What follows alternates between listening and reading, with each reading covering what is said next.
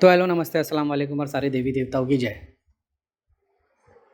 भाई अगर आप लोग ये सोच रहे हो कि करीम भाई का ग्रुप ज्वाइन कर लेंगे, फ़ीस पे कर देंगे, 10-15 दिन थोड़ी मेहनत कर लेंगे और हमारे को भगवान मिल जाएगा, ऐसा नहीं होगा।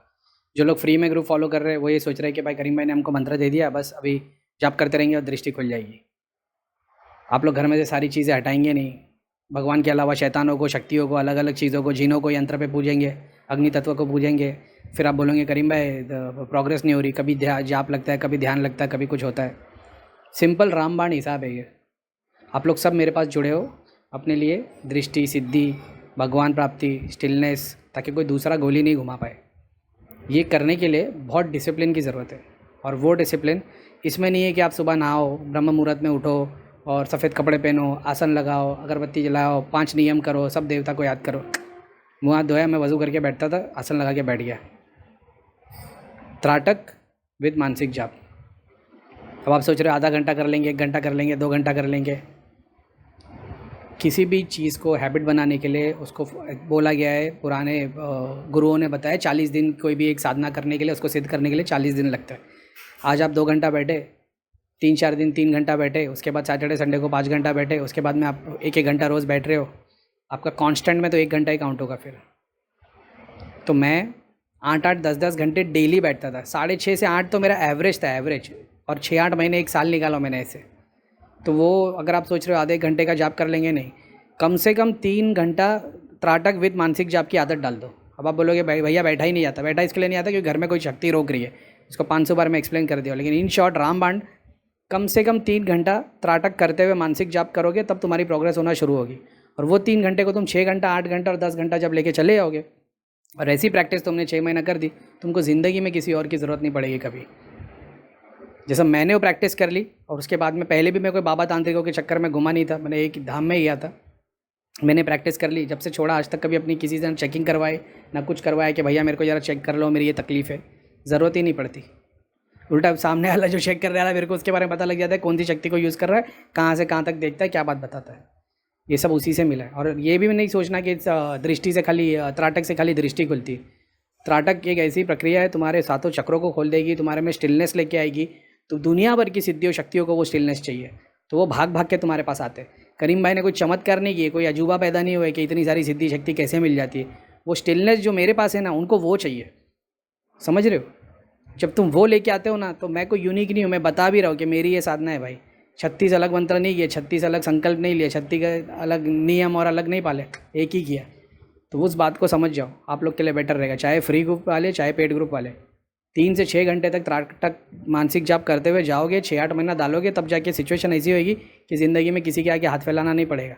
कोई तुम्हारी गोली नहीं घुमा पाएगा कि तुम्हारे को कालसर्प दोष है, पितृ दोष है, ग्रह का दोष है, वास्तु का दोष है। कोई टोपी नहीं घुमा पाएगा। जब अंदर शिव तत्व को जाग लोगे, नीचे से ऊपर तक सब आयाम में सब शिव ही नजर आएंगे। कोई दूसरे को पूछने की ज़रूरत नहीं है। वो शिव है, अल्लाह है, जीसस क्राइस्ट है, साईं बाबा है, वो सब सबके लिए अपनी अपनी भक्ति के हिसाब से आपको नजर आएंगे। तो इतना ही बोलूँगा, चाहे फ्री ग्रुप वाले हो चाहे पेड ग्रुप वाले हो, घर में से भगवान को रखो, शैतानों को निकाल दो। मैं कभी कोई बुक्स निकालने नहीं बोलता, भगवान के होली स्क्रिप्चर्स पढ़ो। एकदम 5 रुपये वाली स्टेशन के बाहर की तंत्र की किताब और ये सब सब अजूबा मत लेके आओ घर में, घर बर्बाद करने को। और डेली प्रैक्टिस में ये लेके आओ। तो आप बोले करीब मैं काम धंधा करते कैसे कर पाएंगे, बच्चों को संभालना, घर संभालना, वो सब आप देख लो। मेरे भी बच्चे, मेरा भी काम धंधा है, वो सब कुछ छोड़ के मैं करने बैठा था। यानी मेरी लाइफ में उससे ज़्यादा इंपॉर्टेंट कुछ रहा नहीं था। ऐसा है। तो आप सोच रहे हैं करीम भाई को महीने का 50 लाख ब्याज आता है, ऐसा कुछ भी नहीं है। मैं भी बहुत तकलीफ भी था, लेकिन ठीक है, मैंने अपना एक टाइम बनाया, पैसे का अरेंजमेंट किया, साइड में रखा और फिर इसमें चीज़ में लग गया। तो वो आपके ऊपर है, वो आपको क्या देखना है। लेकिन इतना ही बोलूँगा कि 3 से 6 घंटे तक त्राटक कर पाओगे, मानसिक जाप करोगे, तो ही 6-8-10 महीने में तुम्हारे को वो रिजल्ट मिल जाएगा जो मेरे को मिला है। फिर ना कभी किसी के पास चेक कराने जाओगे, ना कभी किसी के पास पूछने जाओगे, तुमको सब उसी में मिल जाएगा। फिर एक किताब क्या, एक लाइन भी पढ़ोगे ना, उसमें किताब का ज्ञान मिलेगा। एक मुहूर्त को भी देखोगे ना, बात करने लग जाएगी, सब सारे डायमेंशन खुल जाएंगे, ज्ञान इंद्री खुल जाएगी, सब शक्ति का एक्सेस मिल जाएगा। लेकिन अब ये सोच रहे हो कि भाई आधा 1 घंटा जाप ध्यान कर लेंगे, करीम भाई को मैसेज डाल देंगे, पहले भी 15 ग्रुप फॉलो किए, उससे कुछ हुआ नहीं, तभी करीम भाई को भी ट्राई कर लेते, कुछ भी नहीं होगा तुम्हारा। और पे नहीं भी किया, लेकिन ये प्रैक्टिस को कर लोगे तो ज़िंदगी में कुछ हासिल कर लोगे। ठीक है? त्राटक सिर्फ दृष्टि के लिए नहीं है, वो सातों चक्रों को खोल देगी, सारे सब सब सब चीज़ को किया जा सकता है एक विद्या से। चाहे त्राटक हो, चाहे ध्यान हो, चाहे पढ़ाई हो, चाहे भक्ति हो, चाहे कर्म हो, किसी एक विद्या को ही सिद्ध कर लोगे ना, उसी में सब कुछ मिल जाएगा। ठीक है? भैया ज़िक्र और ध्यान अलग है, या ध्यान के वक्त कुछ पढ़ना है या नहीं, या सिर्फ ज़िक्र? ज़िक्र और जाप एक चीज़ है, ज़िक्र और ध्यान अलग चीज़ है। आपको दिन भर मुंह से जाप करते रहना है, मानसिक जाप करते रहना है, लेकिन जब आप ध्यान में बैठे हो आसन लगा के, तब आँख बंद करके आपको मानसिक जाप करना है। तब आपको माला हाथ में लेने की ज़रूरत नहीं, माला रहेगी भी तो कोई फ़र्क नहीं पड़ता, लेकिन मानसिक जाप अलग है। और फिर मान लो जैसा मैं करता था, मैं 2 घंटे बैठता था तो मानसिक जप करता था, तो मेरे हाथ में माला नहीं होती थी, मन के अंदर खाली जप कराता था। फिर 2 घंटे और बैठता था जिसमें मैं मुंह से मतलब काउंटिंग करके जाप कर रहा होता था, ये भी एक बात थी, आसन पे ही बैठ के। फिर उसके बाद दिन भर जो करता था वो अलग। तो आप पहले जाप करो, मुंह से जाप करो, 1.25 लाख करो, 12 लाख करो, आपका कोर्स पूरा कर लो। उसके बाद जब जाप शक्ति पूरी की पूरी बॉडी में भर जाएगी, वाइब्रेशन होना शुरू हो जाएंगे, तो ध्यान में बैठोगे तो मानसिक जाप किया करो आँख बंद करके। तब नंबर्स की ज़रूरत नहीं है, तब सिर्फ टाइम की ज़रूरत है। आप 2 घंटे तक जाप कर रहे हो, भले से आप उसमें 1 मिनट में 4 ही मंत्र बार 4 ही बार बोल रहे हो, लेकिन टाइम ड्यूरेशन तब इंपॉर्टेंट हो जाता है। और जब मुंह से बोल रहे होते तो नंबर्स इंपॉर्टेंस हो जाते हैं, क्योंकि आपको जाप भरने बॉडी के अंदर ज़्यादा से ज़्यादा। फिर किसी ने पूछा, अगर किसी मंत्र का जाप हम संकल्प के साथ करें और संकल्प की हुई जाप संख्या माला पूरी हो जाए, तो क्या फिर कोई देवी और देवता मंत्र शुरू कर सकते हैं दूसरे? मतलब जैसे किसी ने अगर हनुमान जी प्लीज़ गाइड, महाकाली, हनुमान जी भैरव, हाँ, तो क्या पहले एक जाप सिद्ध होना चाहिए? किसी ने पूछा है कि हम जब मंत्र जाप करते हैं, किसी एक जाप का संकल्प लेते हैं और वो 1.25 लाख या 12 लाख या 15 लाख जो भी पूरा हो जाए, तो क्या दूसरे देवी देवताओं को जाप कर सकते हैं? ऑफकोर्स कर सकते हैं। आपका कोर्स पूरा हो गया, आपका एक सर्कल पूरा हो गया। जाप करने से एक सर्कल बन जाता है, पूरे 1.25 लाख होने पे किसी के 5 लाख पे सर्कल बनता है, किसी के 10 लाख पे बनता है, किसी के 10,000 पे पूरा सर्कल बन जाता है। ये पिछले कर्मों और पितरों पे भी डिपेंड करता है। अपने बॉम्बे में एक अंकल है, वो कम से कम मैं 6-8 महीने से उनको देख रहा हूँ, तो वो जाप करते जा रहे थे, उनका जाप शरीर में लग ही नहीं रहा था। एक दिन मैंने वीडियो कॉल लिया, मैंने बोला ज़रा मेरे सामने बैठो, बोला मेरी आँख में देखो। मैंने अपने जाप करना शुरू किए, मैंने बोला क्या हो रहा है? उन्होंने बोले थोड़ी थोड़ी वाइब्रेशन हो रही है और कुछ नहीं हो रहा है। अब मैंने मेरे धाम की सारी शक्तियों को उसमें पीछे खड़ा करके शक्ति पुल करने बोला, हो ही नहीं रहा है। मैंने बोला क्या गड़बड़ हो रही है? मैंने बोला अपने गले में क्या माला वाला क्या पहने हैं? तो बोले रुद्राक्ष की माला मैं 10-12 साल से पहन रहा हूँ। मैंने ज़रा उतारना इसको। जैसे उन्होंने उतारा, मैंने आदि अनंत दूत को बोला ब्रह्मांड में के जितने जाप घूप रहे सब इनके शरीर में डाल दो। पूरे अंकल ऐसे करके पूरे वाइब्रेट होने लगे और पूरी बॉडी लाइट से भर के दनादन दनादन दनादन गोले बन गए। तो ये भी बात है। फिर मैंने अंकल को बोला था कि अभी आप सेकंड कोर्स करो, 1.25 लाख 5 दिन में करके 6 दिन में करो, तो उन्होंने वो भी कंप्लीट कर दिए, तो वो 60% गोला कंप्लीट हो गया। कल ही उनसे बात हुई, तो मैंने बोला कि आपको मेरे ख्याल से और 2 या 3 बार लगेगा। तो मैं ये देख रहा था जाप जा रहे किधर है, तो मैंने देखा उनके एक पित्र है वो बंधन में, वो पूरी पूरी पित्र सोने के बन गए। इनके जाप से उनके पित्र पूरे सोने के गोल्ड के बन गए, इतना उन्होंने जाप किया और भक्ति की है, मतलब साधना करते हैं, तो ऐसा भी होता है। तो बिल्कुल आपका कोर्स कंप्लीट हो गया, आप दूसरा जाप ले लो। मेरा एक फ्रेंड है, उसने 4, वो मेरे को मेरी टेस्टिंग करता रहता है। उसने मेरे को बोला बता मैं कितने मंत्रों का जाप कर रहा हूँ। मैंने पूछा कि कितने मंत्रों का जाप कर रहे थे? उसके बॉडी के बाजू में 1 2 3 4 और एक आधा बन गया। तो मैंने बोला 4 मंत्र है और एक आधा, क्या नया शुरुआत किया है? तो बोले मैंने रामायण पढ़ना शुरू किया। ठीक है, तो ऐसा होता है, आप बिल्कुल कर सकते हैं, आपका कोर्स कंप्लीट हो गया तो। भैया क्या एक साथ कई देवताओं का जाप कर सकते हैं? जैसे सुबह शंकर भगवान का, आफ्टरनून में गोरखनाथ जी का, इवनिंग में हनुमान जी का, और ये कैसे पता चलेगा कि जो मंत्र हम जाप कर रहे हैं वो सिद्ध हुआ है कि नहीं? सबसे पहली बात, हम लोग सबका मंत्रों का जाप कर सकते हैं, हाँ। आप सारे देवी देवताओं को जाप कर सकते हैं, हाँ। डिपेंड करता है कि आपको उसके लिए क्या चाहिए। अगर आप ये सोच रहे हो कि सारे देवी देवताओं का मैं जाप करूँगा और सबका 10-10 माला या जो भी है टाइम 1-1 घंटा, तो उससे मेरे सारे देवी देवताओं की सिद्धि मिल जाएगी? नहीं, ज़रूरी नहीं है। ठीक है, किसी जगह पे 10 जगह पे 10-10 फुट खोदने से अच्छा है एक ही जगह पे 100 फुट खोद दो, पानी निकल जाएगा। तो आप एक ही मंत्रों का जाप इतना कर लो, इतना कर लो, इतना कर लो कि बाकी सारे देवी देवता आपके पास आके खड़े हो जाए। मैं कुरान की आयत पढ़ता हूँ, लेकिन सारे देवी देवता का आशीर्वाद रहता है, क्योंकि मैंने उसको इतना पढ़ लिया है। अब वैसे तो कम ही पढ़ा, ऐसा नहीं, लेकिन बता रहा हूँ मैं कि आप ये मत सोचो कि आप 10 अलग जाप करोगे तो, हाँ आप ये सोचोगे कि मेरे को इससे सवाब मिले, जैसा मुझे पुण्य मिले, तो आप कर सकते हो। फिर उसको कुछ पाने की इच्छा नहीं रखना कि मैं इसका जाप इसके लिए कर रहा हूँ ताकि मेरे पास सारी सिद्धि आए, तो फिर आपको फल भी नहीं मिलेगा, ना उसको भगवान कंसिडर करेंगे। आप बस भलाई के तौर पे कि भगवान मुझे बस उसका सवाब दे, आप दिन भर सारे देवी देवताओं के नाम पे जाप करो, कोई गलत नहीं है इसमें। एक मंत्रों की जाप तो दृष्टि के लिए और साधना के लिए बताया जाता है कि कंटिन्यूटी करते, हर किसी को सिद्धि की ज़रूरत नहीं होती। अगर बिन माला के जाप करें तो चलेगा क्या? बिन माला के जाप करेंगे, मैं हाथ में माला लेके नहीं बैठता हूँ 24 घंटे, लेकिन ध्यान में बैठता हूँ तो माला लेके बैठता हूँ। माला का फ़ायदा ये है कि माला से आपको ये ध्यान रहता है आपने कितना पढ़ा, क्योंकि आप बगैर माला के पढ़ते हो तो आप 200 भी पढ़ोगे तो आपको लगेगा 2000 पढ़ लिया। माला हाथ में रहती है तो आपको ये पता चलता है कि भाई मेरे 200 या जितने भी हुए हैं, तो आप उससे और पढ़ते हो। माला का सिर्फ इतना बेनिफिट है। ठीक है भाई, एक क्वेश्चन है कि जैसे हम मोबाइल यूज़ करते हैं तो उसकी एनर्जी कम लॉस हो जाती है, तो क्या हम किसके अच्छे या बुरे के लिए मंत्र जाप करते हैं तो सामने वैसा ही होता है, तो क्या हमें भी अपने मंत्र जाप बैटरी चार्ज करते रहना चाहिए? बैटरी चार्ज करते रहना चाहिए। अगर आप बैटरी चार्ज नहीं करोगे तो आपकी बैटरी ड्रेन हो जाएगी।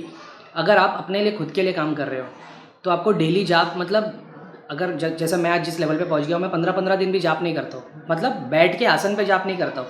दिन भर तो मैं जाप करते रहता हूँ, बैठ के आसन पे जाप नहीं करता हूँ। तो डिपेंड करता है आप किस लेवल पे हो।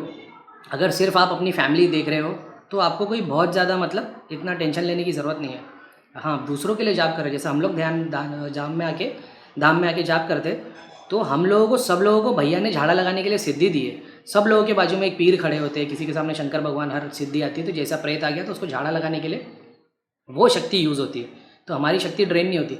फॉर एन एग्जाम्पल, जैसे अमनदीप का अच्छा खासा जाप था, उसने किसी को झाड़ा लगाने की कोशिश की थी, उसके 1 साल 6 महीने के जाप पूरे के पूरे ख़त्म हो गए थे। तो फिर उसने भैया को फ़ोन किया, भैया को पता है, भैया ने बोले दोबारा ऐसा नहीं करना। फिर भैया ने उनको झाड़ा लगाने के लिए दूध दिए और फिर बाद में 3 दिन की साधना में अमनदीप के जाप फिर से वापस आ गए। ऐसा होता है। तो दूसरों के लिए आप जाप कर सकते हो। अगर आपके पास सिद्धि है तो आपका काम और आसान हो जाए, क्योंकि वो सिद्धि बहुत आपकी हेल्प कर देती है। जैसे मेरे पास इतनी सारी सिद्धि है ना, जब मैं बड़े बड़े केस लेके बैठता हूँ ना, तो मैं मेरी सारी सिद्धियों को बाहर निकाल के जाप करने बोल देता हूँ। जिन लोगों के लिए मैं जाप कर रहा हूँ, मैं उनसे प्रे करता हूँ कि आप लोग मेरे साथ मिलके इन लोगों के लिए जाप करें। तो वो सारे लोग जाप करने लगते हैं, प्रे करने लगते हैं और सब कुछ पावर देने लग जाते हैं, जो बंदा वो हील करता है। ज़रूरी नहीं है कि प्रेत ही कटे, आपके पीछे के कर्म भी जलना शुरू हो जाते हैं उस शक्ति से। ये भी बात होती है। आप सोचो कि भाई प्रेत तो कम हो ही नहीं रहा, प्रेत वैसा का वैसा पीछे के कर्म जलना शुरू हो जाते हैं। एक एग्जाम्पल देता हूँ। मान लो मैंने किसी का बहुत बुरा कर लिया, ठीक है, किसी का मैंने घर बर्बाद कर गया, प्रॉपर्टी खा गया। अब वो बेचारा रास्ते पे आ गया है, अब उसकी मुझे हाई लग गई है। उसने बोल दिया, भगवान ना करे, भगवान करे तू हमेशा दुखी रहे, तेरे साथ पूछते भीख मांगेगी। अगर उसकी हाई लग गई, मेरी जितनी औलादें आएंगी ना, सब परेशान रहेगी। किससे परेशान रहेगी? प्रेत लगते रहेंगे, कर्म जलते रहेंगे। अब वो कितनी भी क्रिया करवा ले, समझ रहे हो, वो 50 क्रिया करा ले हुए, 50 धाम में चले आए, वो ठीक नहीं होता। उसको तब ज़रूरत पड़ती है किसी गुरु की, और फिर गुरु उसको गाइड करता है, तू ऐसे ऐसे काम कर, वो चीज़ को छोड़, इतने लोगों की सेवा कर, ऐसे दुआ लगेगी, तब तेरा काम होगा। तब वो बंदा मतलब आगे बढ़ पाता है। तो बहुत कॉम्प्लिकेटेड चीज़ होती है। ऐसा नहीं है प्रेत लग गया नहीं निकल रहा है, बहुत सारी बातें होती है। आप कितनी भी क्रिया लगा रहे हो, कितने भी झाड़े कर दो, नहीं होता है। जिनकी फैमिली में रह चुके हैं प्रेत, जैसे नानी को था, फिर मम्मी को था, फिर वो लेडीज़ को आ गया, तो ये क्रिया करने के बाद आपकी बॉडी में प्रेत नहीं दिखेगा, हाजिरी आती रहेगी, क्योंकि पिछले वाले लोगों के पास अभी भी प्रेत है। तो ये भी एक बात है, ठीक है।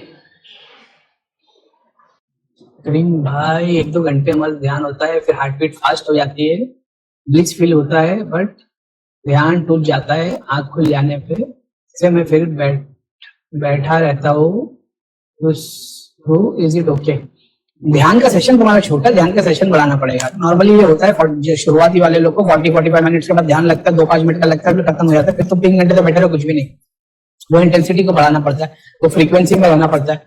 और ध्यान तो लिया था आग पे पट्टी ईयरप्लग्स लगा के बैठा, 2 घंटे के बाद हो रहा है, मतलब फिर पितर इन्वॉल्व हो रहे होंगे, पितर से रिलेटेड कोई चीज होगी, समझ रहे हो। 2 घंटे के पहले ही हो जा रहा है तो घर में ही शक्ति कोई होगी जो 3 घंटा भी बैठने नहीं दे रही। 3 घंटे के बाद, 2.5 घंटे के बाद तो पितर इन्वॉल्व हो जाते हैं। तो पहले 3 घंटे पितर ही लेके चले जाते हैं। ऐसा है, वो ऊर्जा जितनी बनी है ध्यान से, जाप से पहले 2.5-3 घंटा, वो 2.5-3 घंटे के बाद 3 घंटा बैठोगे तो पितर भी हो गया, देवता भी हो गए, पाताल और सारे लोगों के भी हो गए। उसके बाद जो बचा तुम हो, तो तुम्हारा एक जाप, जैसे तुम 10 डंबल मार रहे हो, 20 मारे, 30 मारे, छोड़ दे रहे हो, तो पहले 30 तो नॉर्मल वार्म अप में चले गए, 30 के बाद वाले 32, 33, 35 ही काउंट होते हैं। ऐसा ये कैसा है ध्यान का स्टेट। जाप करने से पहले इत्र लगाने के क्या फायदे? जाप करने के पहले इत्र लगाने की जरूरत नहीं है, लेकिन 5 तत्वों का भोग देने से तुम स्पिरिट्स की मदद ले रहे हो, तो जो पाक और शुद्ध देवी देवता टाइप के उनको खुशबू लगती है। तो 5 जो तुम्हारे टेस्ट बर्ड होते हैं, जो नीचे के 3 है वो भोगी है, ऊपर के भोगी नहीं है, उसमें से खुशबू काउंट होती है। तो जो हमारे 5 सेंसेस है, देखने, विजन का, हियरिंग का, स्मेल का, टेस्ट का, टच का, तो बहुत बार पानी का ड्रॉप लेके डाला जाता है मुंह के अंदर, फूल से, शंख से, और जब जो लोग ध्यान साधना करने बैठते हैं उससे देवता को दिया जाता है, फिर खुद ग्रहण किया जाता है। और गंगा जल होता है, वो पानी नहीं होता, गंगा जल होता है। और खुशबू यूज होती है उसमें, मीठा रखा जाता है उसके अंदर। तो शक्कर तो बहुत टाइम के बाद है, पहले गुड़ यूज करते थे। तो ये पंचतत्वों की साधना, पंचतत्वों को क्या बोलते बैलेंस करके साधना में प्रोग्रेस करने को, जैसा मैंने बताया था, मैं बाय डिफॉल्ट करता चला गया कि मैं साउंड सुनता था, इसलिए ऋषि मुनि बोलकर ध्यान करते थे, बोलकर जाप करते थे, और वो वाइब्रेशन में होता था। जैसे पेट से ओम बोलना, नाक से ओम बोलना, नाक से ओम बोलोगे तो दिमाग सुन होगा, पेट से ओम बोलोगे तो दूर की शक्ति को खींच पाओगे, थ्रोट से बोलोगे तो सराउंडिंग तुम्हारी, मतलब वहां तक ओम जा पाएगा। पेट की आवाज ऊपर तक जाएगी। जब माइंड से बोलोगे तो फिर तुम और डेटी एक हो जाओगे। तो वो एक ही ओम को तुम हर चक्र से बोल सकते हो, वो पूरी डिफरेंट टेक्निक है। तो उसमें से एक है वो 5 सेंसेस को बैलेंस करने के लिए खुशबू यूज करना। और वो 5 सेंसेस जो तुम्हारी है, विजन, स्मेल, हियरिंग, टेस्ट और टच, ये एसोसिएटेड है 5 अपने उससे, अग्नि, वायु, जल, प्रकाश जो है ना, वो क्या बोलते हैं उसको यार, मेरे को वर्ड नहीं जाते रहते। तो पंचभूत से एसोसिएटेड है। तो मैंने बताया था कि मैं बाय डिफॉल्ट करता चला गया, मैं साउंड सुनता था और क्या बोलते थे, वो एल्पेनलीबे मेरे मुंह के अंदर रखी रहती थी, क्योंकि मेरी शुगर लो हो जाती थी जाप करते करते। हालांकि नहीं करना चाहिए, लेकिन खासतौर पर डायबिटीज वालों को, लेकिन मेरे को आइडिया नहीं था। और खुशबू लगी रहती थी। तो वो 5 सेंसेस मैंने आयुर्वेद में पढ़ा था एग्जाम्पल के तौर पर, कि तुम्हारा अगर जल तत्व तुम्हारा लो है तो तुम कड़वी चीज खाओ या खुशबू सूंघो। एग्जाम्पल बोल रहा हूँ, मेरे को क्लियर नहीं है, लेकिन मैं 5 सेंसेस के लिए ना आंसर दिया गया था कि अगर तुम्हारा वायु तत्व कम है तो उसके लिए साउंड सुनो, अगर तुम्हारा जल तत्व कम है तो उसके लिए मीठा चखो। तो मैं बाय डिफॉल्ट वो डेली प्रैक्टिस में करता था।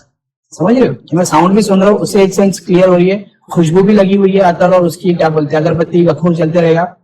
और टेस्ट के लिए एल्पेनलीबे मुंह के अंदर रखी है और जाप तो मैं करी रहा और त्राटक तो चालू ही है।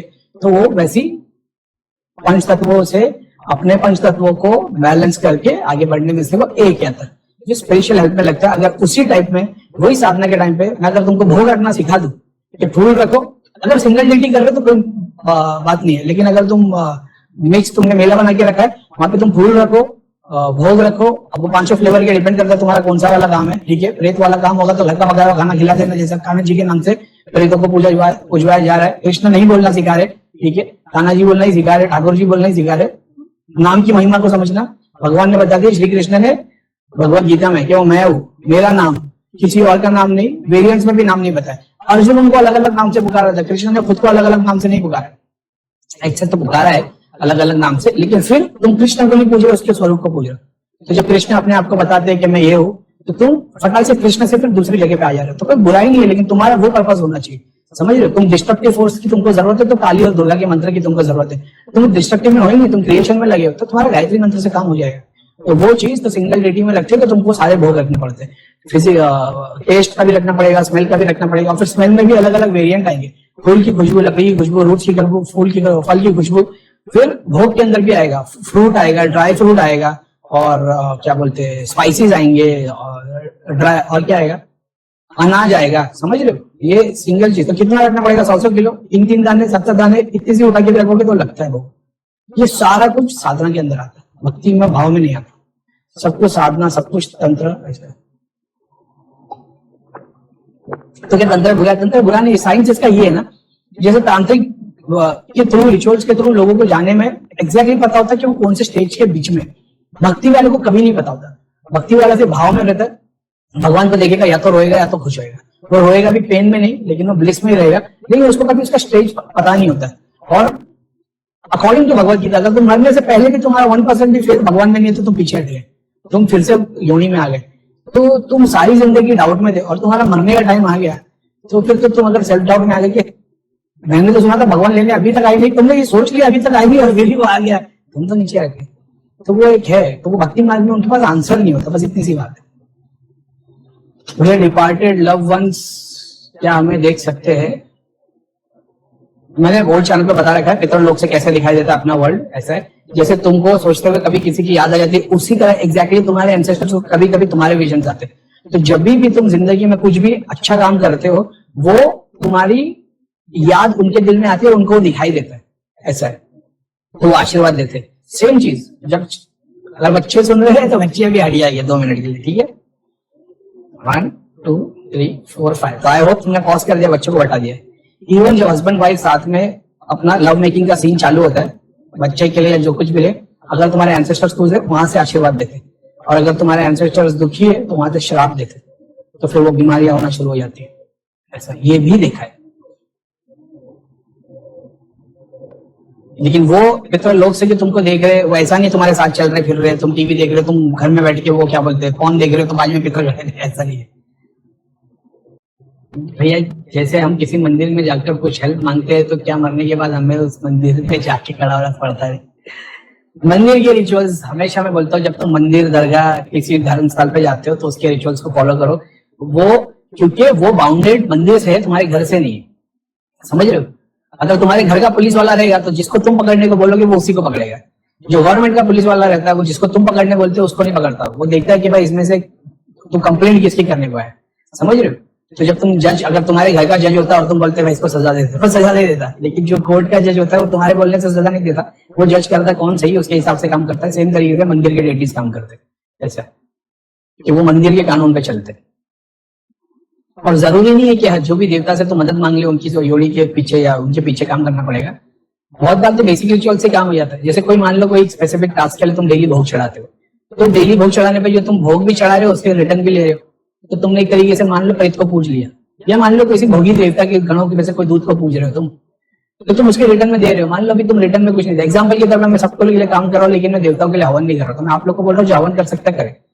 दूसरा, अब मैं किसी से देवता तो काम कर ही रहे लेकिन मैं रिजल्ट नहीं लिया, तो मैं हवन के अलावा दूसरी क्या चीजें कर रहा हूँ, समझ रहे हो। तो हवन के अलावा एग्जाम्पल के तौर पर हवन तो एक पार्ट हो गया, पूजा प्रोग्राम एक पार्ट हो गया, डोनेशन जो मैं मंदिर स्कूल वगैरह में देता हूँ वो लोगों की दुआ लगती है। तो जब मैं हवन करूंगा जिससे मैं एनर्जी ट्रांसफर कर रहा हूँ, हवन से देवता अपनी योनि से ऊपर नहीं उठेंगे, वो कर्म से उठेंगे।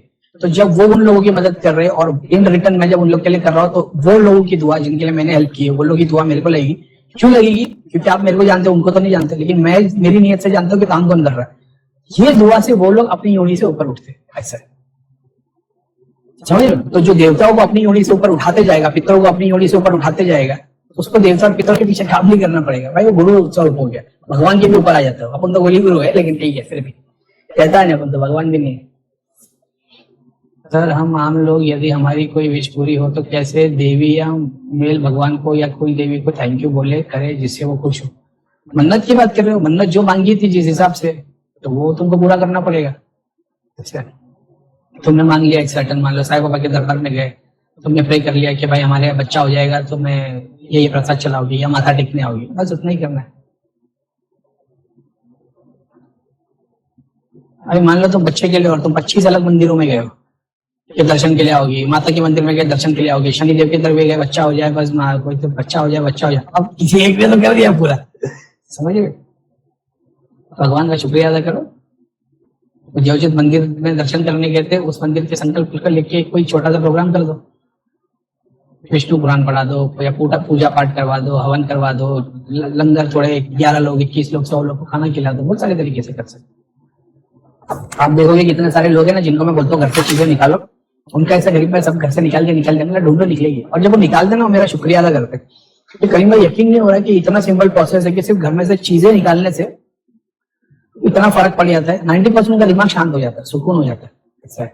वास्तु के हिसाब से भी जब चीजों को तुम अपने जो महीनों से हिली नहीं है उन चीजों को हटाते हो, साफ सफाई करते हो, पूरी एनर्जी एक अलग ही हो जाती है। तुम बहुत टाइम तक अगर सर्टेन चीजों को हिलाओ नहीं ना, वहां पे ऐसा समझ लो वो नेगेटिव एनर्जी देना शुरू कर देती है। लेकिन जब तुम साफ सफाई करते हो, सब कुछ चीजें मूव करते हो, कितने लोगों तो मैं यही बोलता हूँ भाई सिर्फ इसको ना रूम को सामान को इधर से उधर कर दो, तुम्हारी एनर्जी एक्सचेंज हो जाएगी, तुम्हारा पैसे का फ्लो बढ़ जाएगा, बहुत फर्क पड़ जाता है। क्योंकि नेगेटिव चीजों को ना हिलना पसंद नहीं है। ऐसे तो बहुत सारे देवी देवता शक्ति के स्थान भी जो हिलना पसंद नहीं करते, उनको जिस स्थान पे बस उधर ही भोग देते उधर देते, वो कम स्थान से हटाओ ना और डिस्टर्ब हो जाता है, घर डिस्टर्ब कर देते, ऐसा है।